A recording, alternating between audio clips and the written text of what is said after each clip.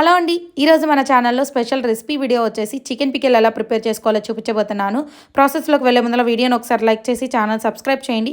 2 కేజీల ఫ్రెష్ చికెన్ని తీసేసుకొని ఒక ప్యాన్లో యాడ్ చేసేసుకొని సాల్ట్, పసుపు యాడ్ చేసేసుకొని వాటర్ ఏమి యాడ్ చేయకుండా కనిపిస్తున్న వాటర్ అన్ని ఇనికిపోయేంత వరకు తీసి పక్కన పెట్టేసుకోవాలి.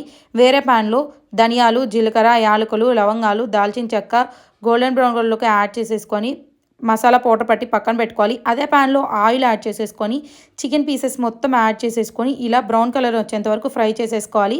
అదే ప్యాన్లో జీలకర్ర, ఆవాలు, చిన్నులపాయలు, కరివేపాకు, ఫ్రెష్గా తీసుకున్న అల్లం వెల్లుల్లి పేస్టు, ఎండుమిర్చి, మసాలా పౌడరు అవన్నీ యాడ్ చేసేసుకొని చికెన్ పీసెస్ని యాడ్ చేసేసుకొని 4 table spoons of salt, 8 table spoons of కారం అనేది సాల్ట్కి ఎప్పుడు డబల్ క్వాంటిటీలో ఉండాలి. కారం యాడ్ చేసిన తర్వాత వెంటనే స్టవ్ ఆఫ్ చేసేసి 2 అవర్స్ తర్వాత నిమ్మకాయ రసం పిండుకండి బాగుంటుంది.